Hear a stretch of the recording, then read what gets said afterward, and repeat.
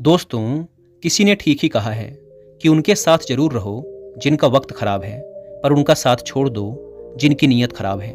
आज की कहानी एक लड़के की है। एक 24 साल का लड़का जो कि एक जमींदार के यहाँ नौकरी करता था। उसके माँ बाप इस दुनिया में नहीं थे। जिंदगी बड़ी कठिनाइयों में बीत रही थी। वह जाता था, रोज पैसे कमाकर घर आता था, खाना बनाता था, खाता था और सो जाता था। यही उसकी दिनचर्या थी। एक शाम जब वह अपने काम से घर वापस लौट रहा था तो उसने देखा कि एक बूढ़े फकीर अपनी पीठ पर 3 बड़ी पोटली रखकर एक नगर से दूसरे नगर की तरफ जा रहे थे। वो देखने में काफी बूढ़े लग रहे थे और वो काफी देर से ऐसे ही सफर कर रहे थे और आखिरकार कुछ दूर और चलने के बाद वह चलते चलते थक कर एक पेड़ के नीचे आकर बैठ गए। तभी उनकी नज़र इस नौजवान युवक पर पड़ी जो कि उसी रास्ते पर जा रहा था और उसी दिशा में जा रहा था जिस दिशा में उन बूढ़े फकीर को जाना था। तभी वह लड़का उन बूढ़े फकीर के पास से होकर गुजरा। जैसे ही वह उनके पास से गुजरा तभी उन बूढ़े फकीर ने पीछे से आग्रह भरी आवाज में कहा, सुनो बेटा, क्या तुम मेरी थोड़ी सी मदद कर सकते हो? ये पोटलियां बड़ी भारी हैं और मैं बूढ़ा हो चुका हूँ। मैं ज़्यादा देर तक इनका बोझ नहीं उठा सकता और मैं बहुत थक भी चुका हूँ। तो क्यों ना तुम मेरी एक पोटली को उठा लो और इसे उस दूसरे गांव तक पहुंचा दो। इसके बदले में मैं तुम्हें 2 सोने के सिक्के दूंगा। वह लड़का उन फकीर की सारी बातें सुनता है, फिर उनसे कहता है, कोई बात नहीं बाबा, मैं आपकी मदद करने के लिए तैयार हूँ। बताइए आपको कहाँ जाना है? ऐसा कहते हुए उस लड़के ने उन फकीर की एक पोटली उठा ली और उसे अपने कंधे पर रख लिया। जैसे ही उसने पोटली को कंधे पर रखा उसे आभास हुआ कि यह पोटली तो सच में बहुत भारी है। फिर वह लड़का और वह फकीर रास्ते में आगे की ओर बढ़ चले। कुछ देर तक चलने के बाद देखते ही देखते वह गांव खत्म होने लगा और अब एक सुनसान रास्ता आगे की ओर जा रहा था। वे दोनों अपने रास्ते पर मस्त होकर आगे की ओर बढ़ रहे थे। जब वे भीड़ से पूरी तरह से अलग हो गए तब वह लड़का उन फकीर से कहता है कि बाबा, इस पोटली में आखिर ऐसा क्या रखा है जिससे यह पोटली इतनी भारी है?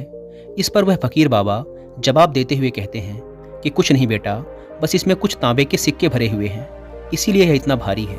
उन फकीर की यह बात सुनकर वह लड़का मन ही मन सोचने लगा, लगता है ये बाबा जरूर कोई व्यापारी हैं, तभी तो इतने सारे तांबे के सिक्के साथ लेकर चल रहे हैं। लेकिन तभी उसके मन में एक विचार आया, मुझे इन सब से क्या मतलब, मुझे तो सिर्फ इस पोटली को दूसरे गांव तक पहुंचाना है। जैसे उसके मन में यह विचार आया उसने तांबे के सिक्कों का ख्याल अपने मन से निकाल दिया और मस्त होकर मार्ग में आगे की ओर बढ़ने लगा। चलते चलते कुछ और समय बीता और वे दोनों एक नदी के किनारे आ पहुंचे। वह लड़का काफी हट्टा कट्टा था और काफी चुस्त और तंदुरुस्त भी था, इसीलिए वह बिना ज्यादा सोचे उस नदी में उतर जाता है। परंतु वह फकीर अभी भी किनारे पर ही खड़े थे। यह देख वह लड़का उन फकीर से कहता है, क्या हुआ बाबा, क्यों रुक गए? आइए, हमें इस नदी को पार करना होगा, तभी तो हम उस गांव तक पहुंच पाएंगे। इस पर वह फकीर उस लड़के से कहते हैं, मैं जानता हूं बेटा कि हमें यह नदी पार करनी ही होगी, पर जैसा कि तुम देख ही रहे हो मैं अब बूढ़ा हो चुका हूँ, इसीलिए ये 2-2 पोटलियां एक साथ लेकर यह नदी पार नहीं कर सकता। इसमें अगर मेरा पैर फिसल गया तो फिर मैं आगे का सफर कैसे पूरा करूंगा? क्या तुम मेरी एक पोटली और ले सकते हो? मैं तुम्हें इसके बदले भी 2 सोने के सिक्के और दूंगा।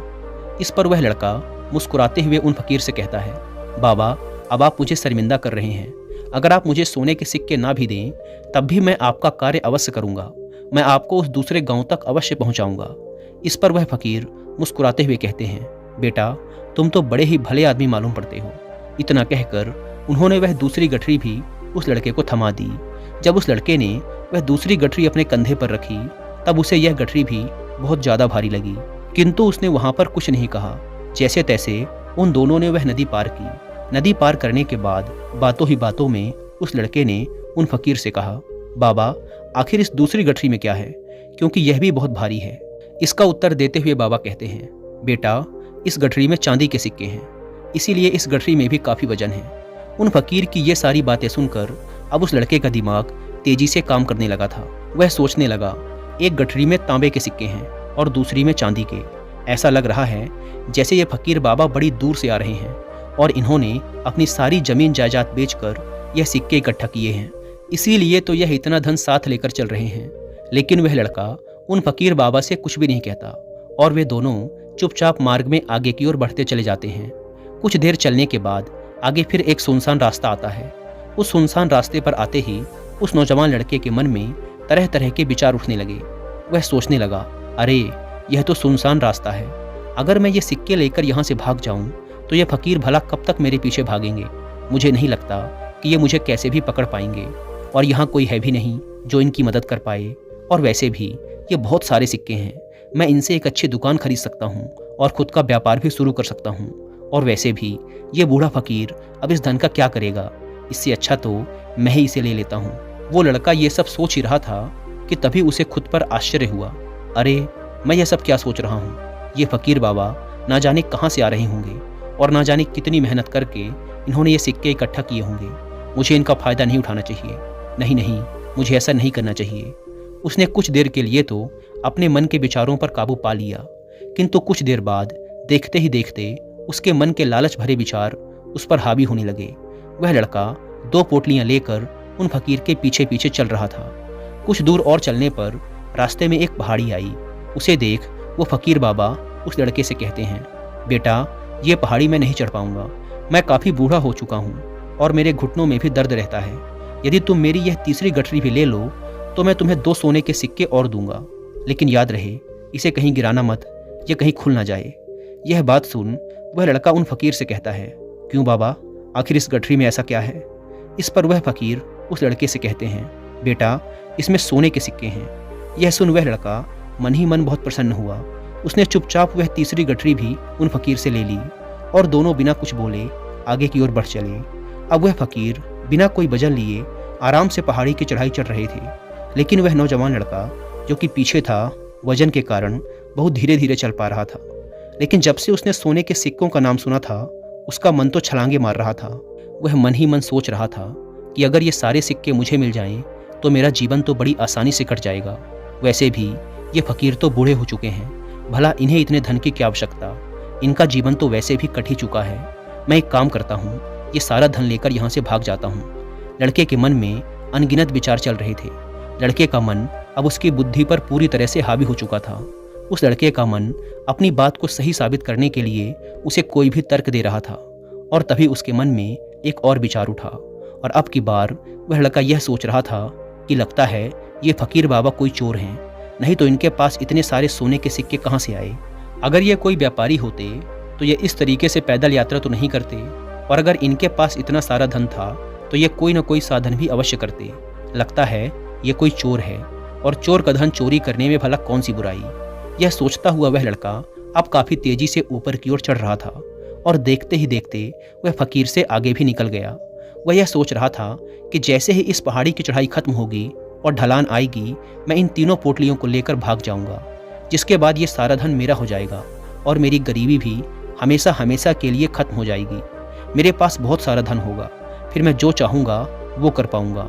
ये सब सोचते सोचते वो पहाड़ी की चोटी पर पहुँच गया, और अब ढलान का रास्ता शुरू होने वाला था। तभी वह लड़का उन फकीर की नज़रों से बचता हुआ तीनों गठरियाँ लेकर तेजी से भागता हुआ आगे निकल गया। अब उसे अपना शरीर बहुत हल्का महसूस हो रहा था, जैसे कि उसे उन तीनों गठरियों का वजन तक ना मालूम पड़ रहा हो। काफ़ी देर तक दौड़ते भागते, लोगों की नज़रों से बचते बचाते वह सुनसान रास्तों से होता हुआ किसी तरह अपने घर पहुंचा।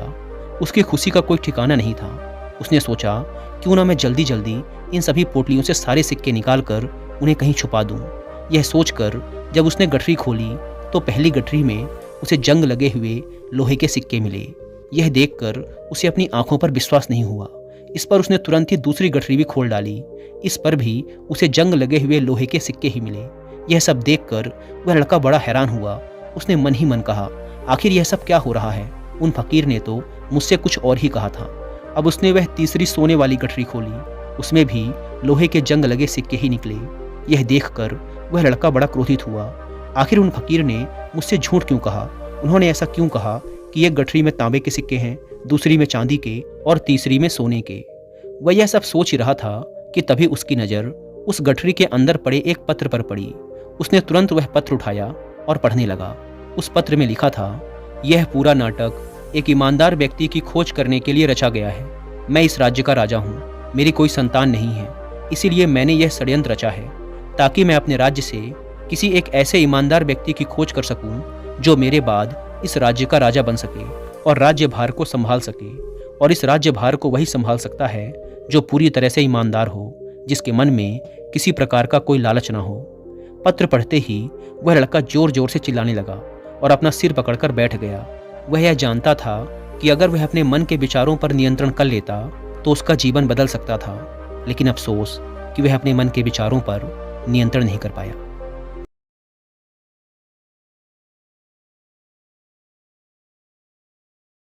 से ही बन जाते हैं। इसीलिए हमारा सबसे बड़ा दुश्मन भी हमें उतना नुकसान नहीं पहुंचा सकता जितना कि हमारे मन के ये अनियंत्रित विचार पहुंचा सकते हैं। महात्मा बुद्ध कहते हैं कि अपने मन को ध्यान से देखो। हमारे मन में जो विचार चलते हैं वही विचार शब्द बनते हैं और विचार ही कर्म के रूप में प्रकट होते हैं। बार बार दोहराने पर कर्म आदत में बदलता है और समय के साथ धीरे धीरे यह आदतें हमारे चरित्र का गठन करती हैं और आगे चलकर यही चरित्र हमारे भाग्य का निर्माण भी करता है। इसीलिए हमारा अपने विचारों के प्रति सजग रहना बेहद आवश्यक है। हमारा जागरूक रहना बेहद आवश्यक है।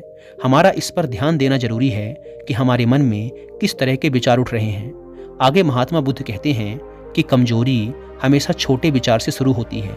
छोटा विचार एक बीज की तरह होता है और अगर समय रहते इस विचार रूपी बीज को नष्ट ना किया जाए तो यह छोटा सा विचार बहुत ही जल्द एक विशाल वृक्ष का रूप ले लेता है और हमारी बुद्धि की सोचने और समझने की क्षमता को पूरी तरह से नष्ट कर देता है।